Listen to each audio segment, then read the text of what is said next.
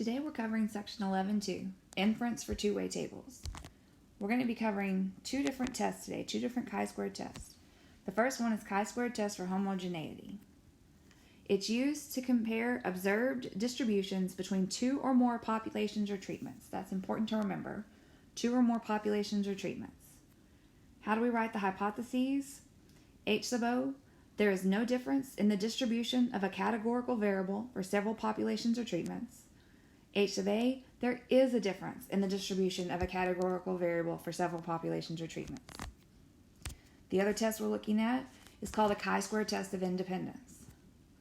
It's used to see if there is an association between two categorical variables from one sample of one population. That's the difference. Homogeneity, multiple populations, multiple treatments.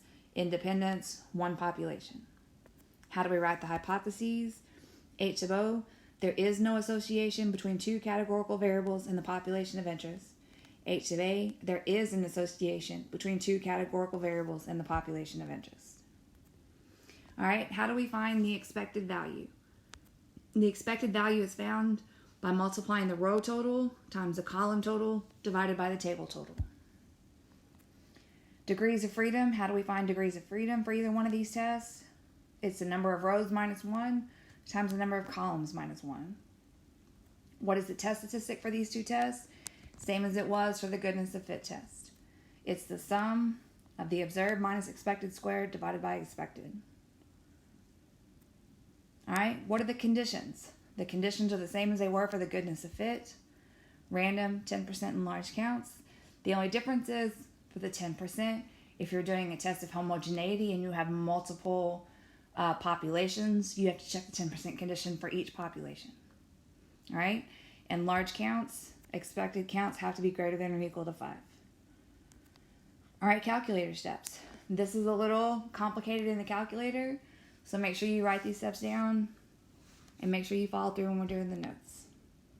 All right, calculator steps. The first thing you want to make sure you do is you do it in a calculator page, not Scratchpad. So do it in a calculator page. So go to a new document, say no to saving the other documents. You don't ever want to save a document, just open up a new one, click no on save, and then open up a calculator page.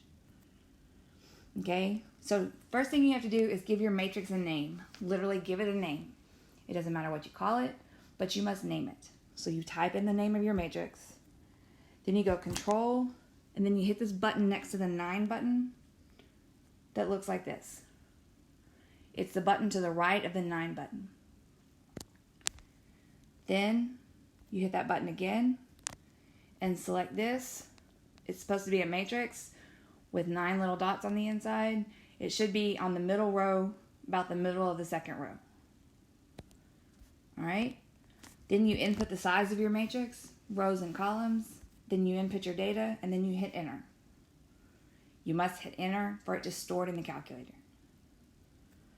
To do the test, you go menu, statistics, stat test, chi-squared two-way test for both. For a test of independence and test of homogeneity, it's the same calculator test.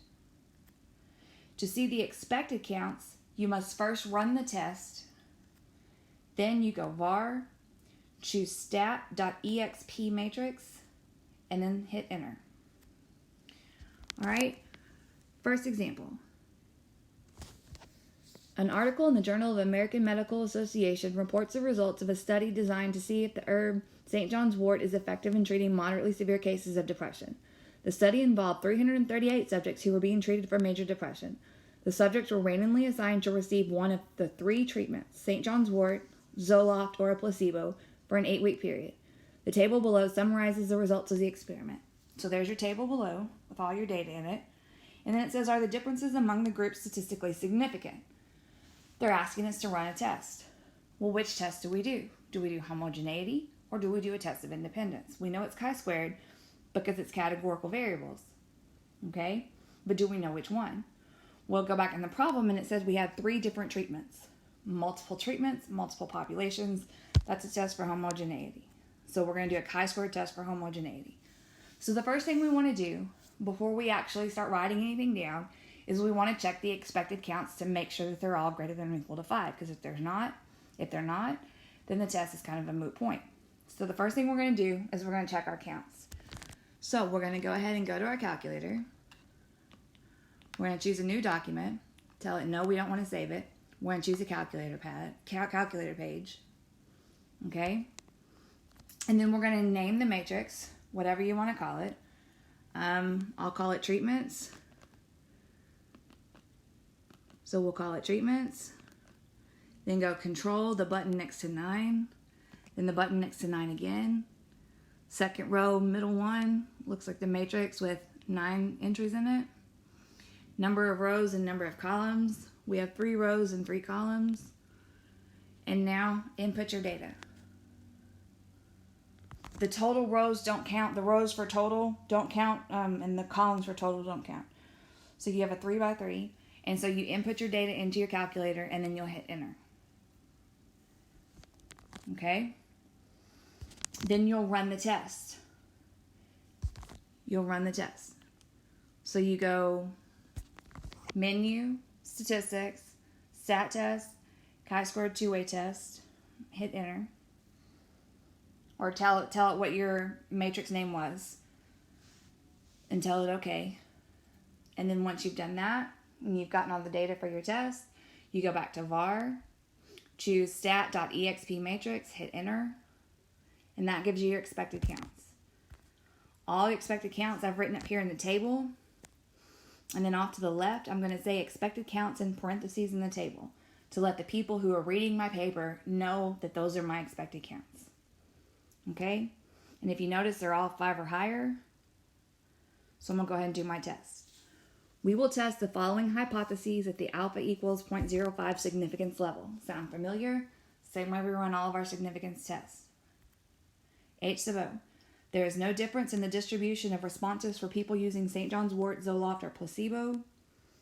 H sub A. There is a difference in the distribution of responses for people using St. John's wort, Zoloft, or placebo. All right. We will perform a chi-square test for homogeneity if conditions are met. Random. Randomly assigned treatments. Remember, this is not a random selection of samples. These are randomly assigned treatments. 10%. We're not sampling, so I'm not checking the 10% condition. All expected counts are greater than or equal to 5. Again, I'm going to say see parentheses and table above to make sure they understand where to find my expected counts.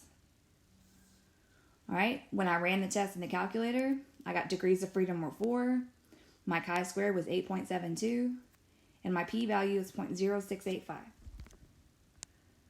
Since the p-value is greater than alpha, we fail to reject H sub O. There is not convincing evidence that there is a difference in the distribution of responses for people using St. John's wort, Zoloft, or a placebo. All right, next example.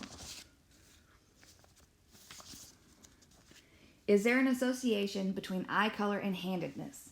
Data was collected from a random sample of high school students. There's a table for eye color and handedness.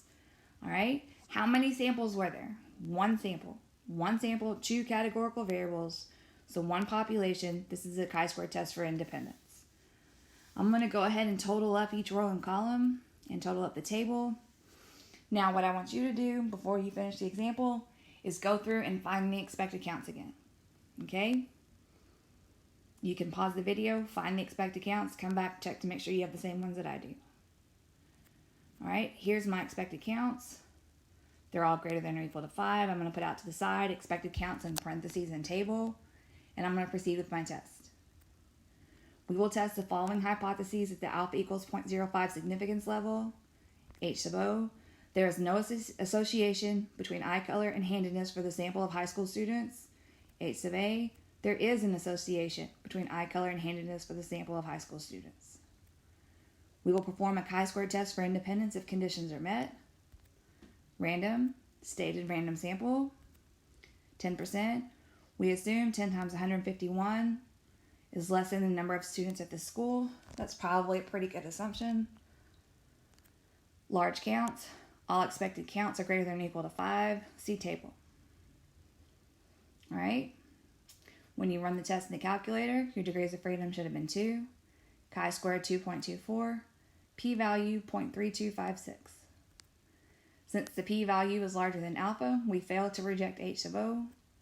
There is not convincing evidence of an association between eye color and handedness for the sample of high school students.